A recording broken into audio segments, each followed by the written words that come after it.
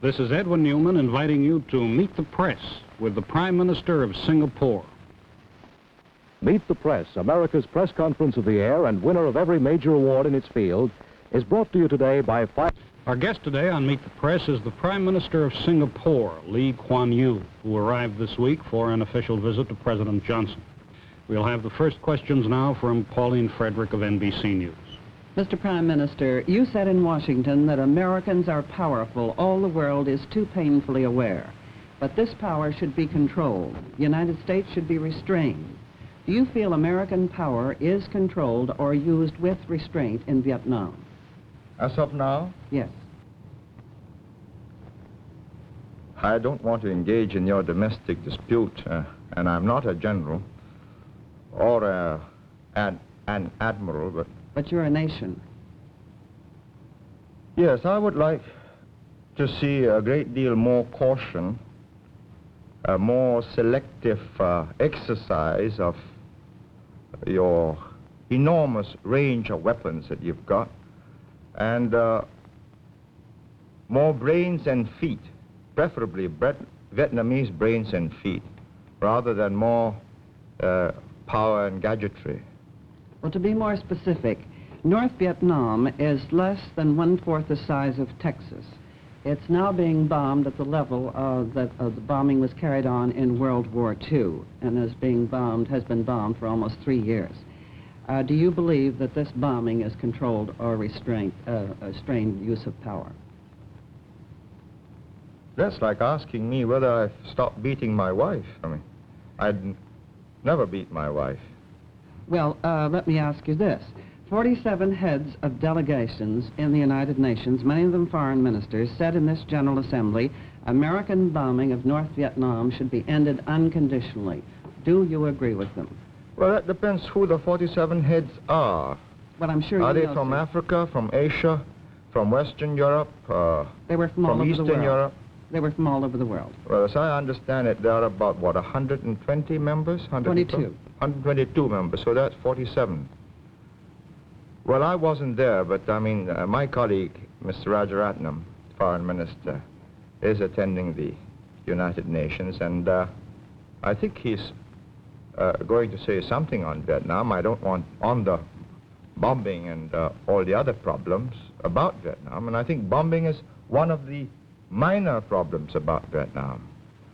Well, But if I may answer you this, he said it is a bothersome question. but do you feel the bombing should be stopped? Would this help to get Hanoi to the conference table?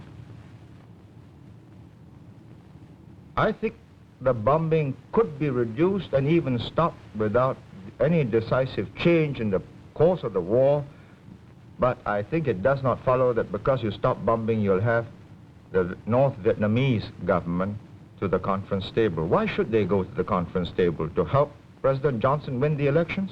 Do they love him? You know, Mr. Khrushchev said that he helped President Kennedy win by not seeing Mr. Nixon. In other words, are you saying that if the North Vietnamese should come to the conference table and there would be a settlement, that President Johnson would win the next election? And by the same token, would he lose if there is not a peace settlement? I don't think it's as simple as that. I mean, you're putting words in, you're putting a form of words in such a tight and I think imprecise way, really, because the world is not so simple. It's not black and white. If they were to stop bombing, or you were to stop bombing, and if Hanoi were to meet with your president, it doesn't mean that there will be a settlement before the timetable for your presidential elections. And things can become very complicated, really, if it weren't. So I really don't want to go into all the intricacies, because it can take so many twists and turns, as Panmunjom did. So all I would like to say as an outsider is,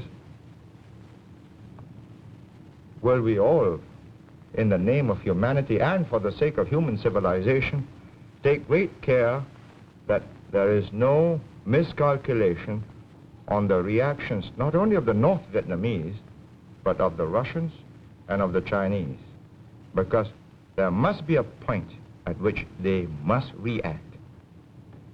Thank you, Mr. Prime Minister. We'll be back with Meet the Press and more questions for our guest, the Prime Minister of Singapore. But first, this message. Now back to Meet the Press, an unrehearsed press conference. Please remember, questions of the panel members do not necessarily reflect their own point of view. Here is our moderator, Edwin Newman. Resuming our interview, our guest today on Meet the Press is the Prime Minister of the Republic of Singapore, Lee Kuan Yew. You've just met Pauline Frederick of NBC News. The other reporters on our panel are Roland Evans of the Chicago Sun-Times, Seymour Topping of the New York Times, and Crosby Noyes of the Washington Evening Star. Lawrence E. Spivak, permanent member of the Meet the Press panel, will be back next Sunday. We'll continue the questions now with Mr. Evans. Mr. Prime Minister, you said in a recent speech, quote, "The wrong kind of conclusion to the mess in Vietnam can absolutely unscramble the whole lot of us in Southeast Asia." What did you mean by unscramble the whole lot of us? Well, one of the problems in Southeast Asia is that it consists of relatively new and fragile independent nations. They've just become independent since the Second World War. And the great problem is the will to resist. And it melts very easily because people, particularly in the world over, they want to be on the winning side. But in Southeast Asia, because they are small countries, because big armies have come, Europeans came, the Japanese came, you know, you bend with the wind like the bamboo, as the Chinese saying goes. And if it looks as if the east wind is growing stronger than the west wind, then people start bending that away even before the wind comes. What you're saying, sir, if I understand, is that the American position of force and resistance to this east wind is essential to give your country and these other newly independent countries a bulwark behind which you can develop your independence. Is that what you mean? No, may I say what I mean myself in my own form of words? I think Americans have, I think, is a friendly habit of trying to help a person think for himself, but I'd rather do my own composition, if I may. You have adopted this position in Vietnam. In 1954, you never asked the rest of Southeast Asia, and we were not consulted. You decided again in 1956 that Diem should not have free elections because, or he didn't want to have free elections, and you supported him because elections couldn't be free, and I've read all of the semantics about what is free and unfree. You decided in 1961, when things got a little bit difficult for Diem, to put in American advisors. And by 1963, at the end of 63, you had 25,000 American advisors in the Kennedy administration. Now, you had your last chance when Diem got knocked down by a bus, or perhaps it was a tank, and you could have got out and said to the generals, well, we'll help you, guns, food, uniforms, pay for the troops. But you decided, rightly or wrongly, to go in. And now this is 1967. And it's no use asking me now, for my opinion, what you should have done before. All I can say is, we've got to live with today, not with what might have been day before yesterday. And as of today, the Field Marshal of Thailand says, Kitikashon, and he's saying it to his own people, that they are going to fight in Vietnam, not in Thailand. Well, I take that to mean that if that is gone, he's going to anticipate history, and you know, the Thais have this great sense of the future, and as good anticipators of history, if they make the kind of adjustments in their postures arising out of what they think is a failure in Vietnam, well, I don't think the Tunku in West Malaysia has got very many years, in spite of all his armed forces. And then they've got me by the throat. Mr. Topping, Well, if I may again do what my predecessors here have done, recall a speech you have made. Some years ago you said, the Vietnam experience shows that however massive the military cover, however enormous the economic assistance, if the leaders of the people in whose name and whose behalf military cover and economic aid are being given do not set out to secure their own salvation, the end result still is perdition, both for the helper and the helped. Speaking as an Asian, do you think the South Vietnamese are helping themselves enough, or are we here in the United States headed for perdition with our allies? Well, you're asking me a very difficult question. I'm not making any direct contribution in Vietnam, and I think if I were a North Vietnamese, I'd resent the Prime Minister of Singapore passing judgment on the effort of the South Vietnamese, but I think they wouldn't mind my saying that the world will be a much better place if it's not Mr. Rusk explaining what this is all about, but either their president or their vice president, or better still, a new figure in a prime minister. You know? Yes. Forward-looking. Of South Vietnam. Forward-looking, independent, determined, and most important, sincere and honest. Mr. Topping? If I may shift a little here, one of the questions in our minds here has been that about the future of China and its relationship to Southeast Asia. Some people are saying that China is now so divided politically that there is no great danger for Southeast Asia in the future. Speaking as a Chinese who understands China, can you make an estimate or a guess as to the future of China? Do you think in the near future it will become again a unified country, a strongly unified country that might represent some kind of a danger to Southeast Asia?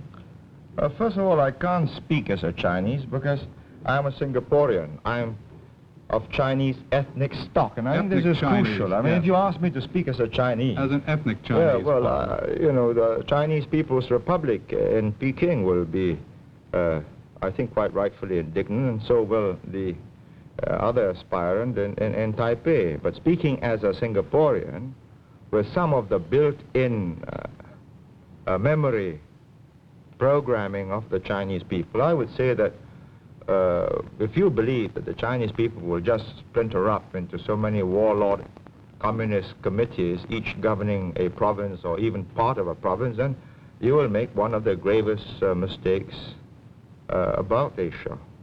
I think I've traveled around the world often, and you know, people don't know that I come from Singapore, and they treat me as a Chinese or as a Chinaman in the old days, as they used to call them. And they used to say, Chiang Kai-shek, you know, in the middle 40s, and nowadays, of course, Mao Zedong. I'd say that they are determined as a people to unify and build a modern, powerful, wealthy Chinese nation. And I say good luck to them. And I think the moment they get prosperous, good luck to me, because I'll be much safer. I don't believe, however, you know, the simple theory that they're just going to send their armies across and eat up Southeast Asia. It's too simple.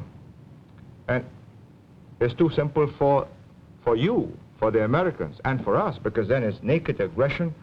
The whole of South Asia will gel together and meet an incoming invader. But they've got this make-it-yourself kind of revolution.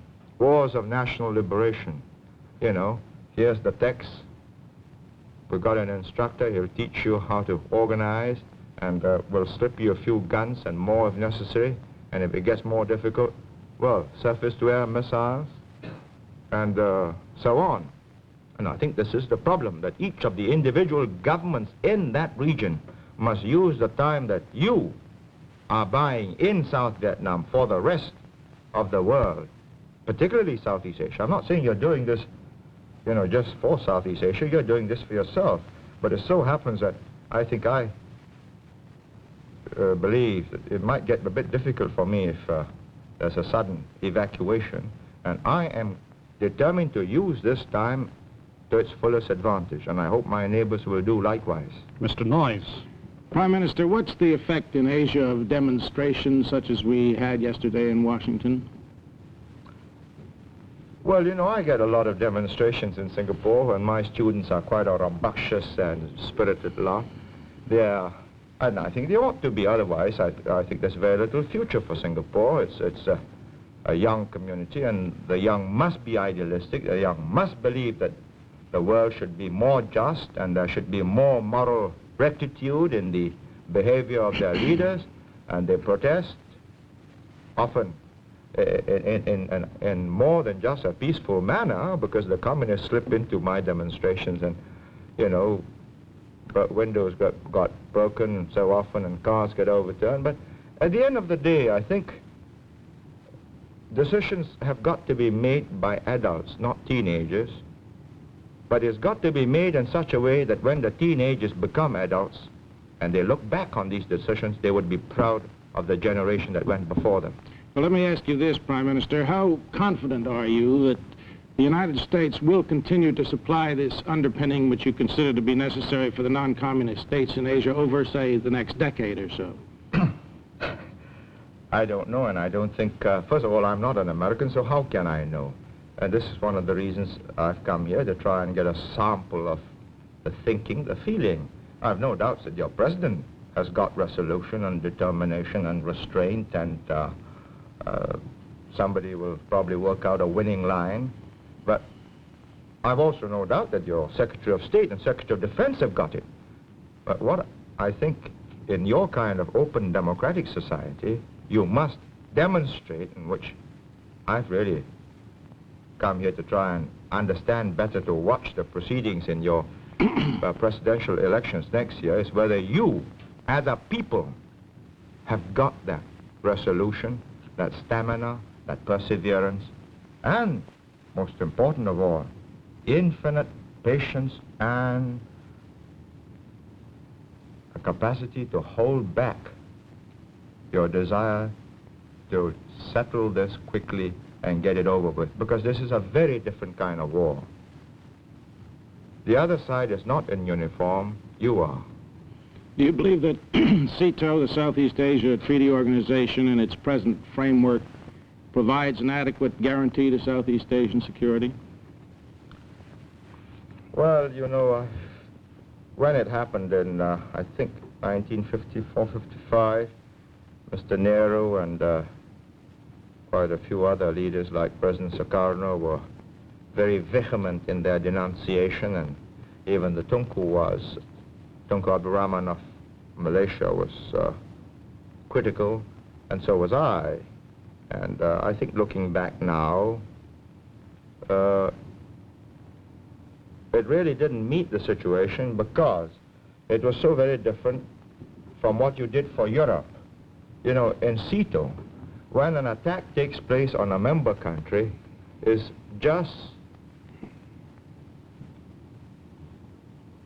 an attack against a member, and the others will take note that this is a breach of peace and a danger to the area. But in NATO, when an attack takes place, an attack on one is an attack on all, and they all respond. And you know what's happened. I mean, who has responded in South Vietnam?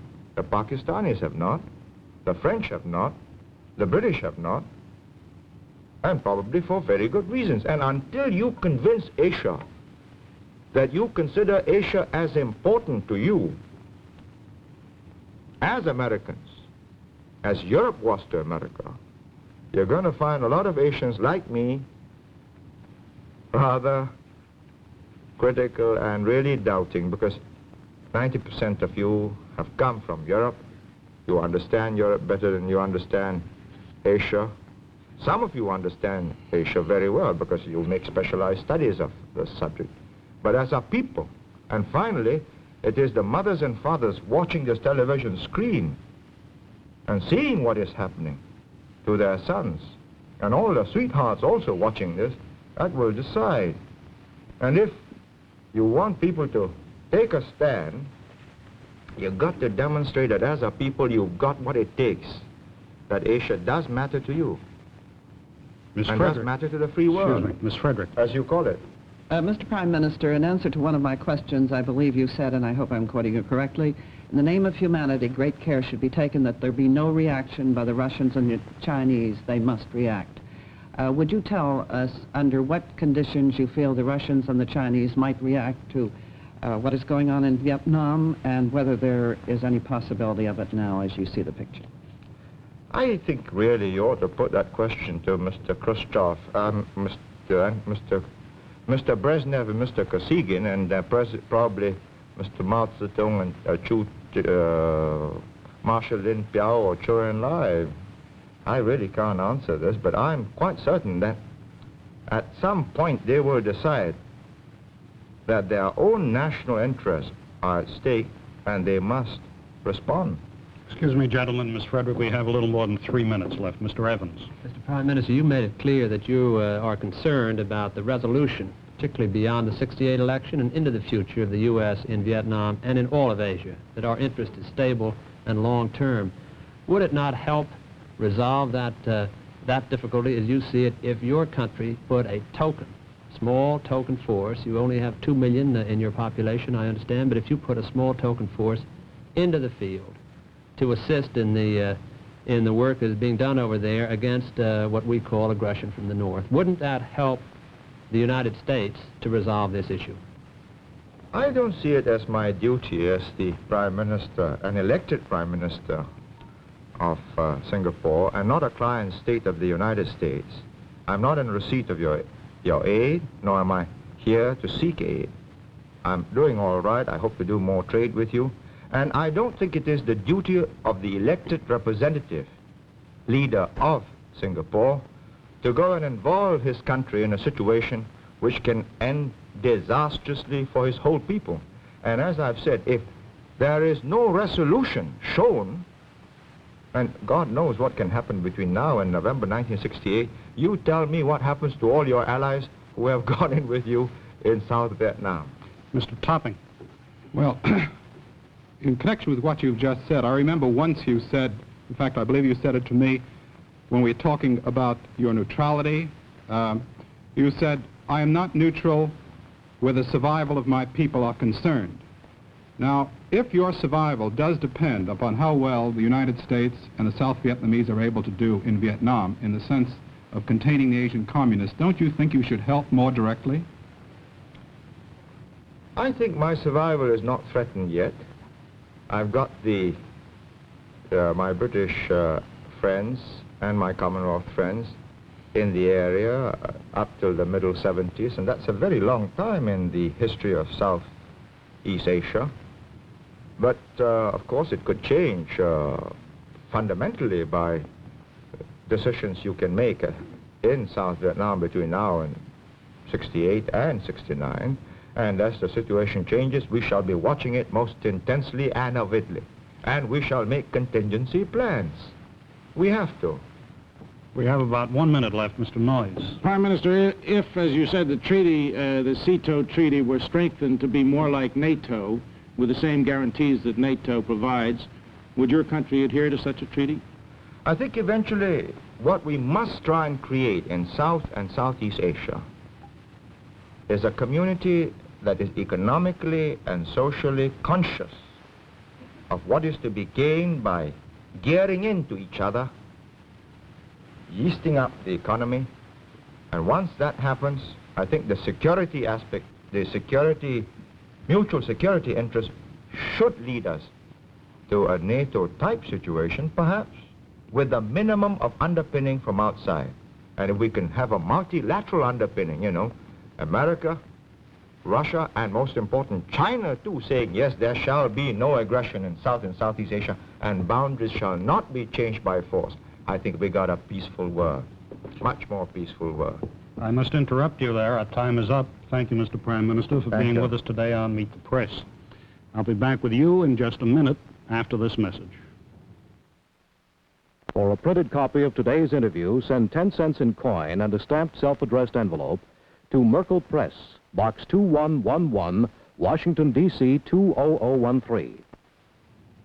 Next week on Meet the Press, our guest will be another headline figure in the news. Now, this is Edwin Newman saying goodbye for the Prime Minister of Singapore and Meet the Press.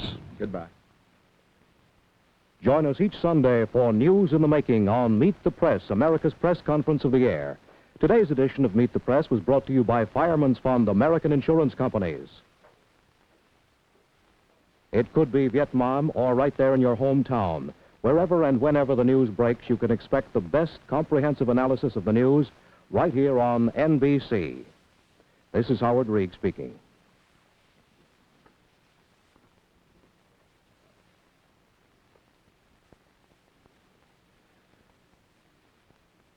Meet the Press has been a public affairs presentation of NBC News and has come to you live from our studios in New York City. Mm-hmm.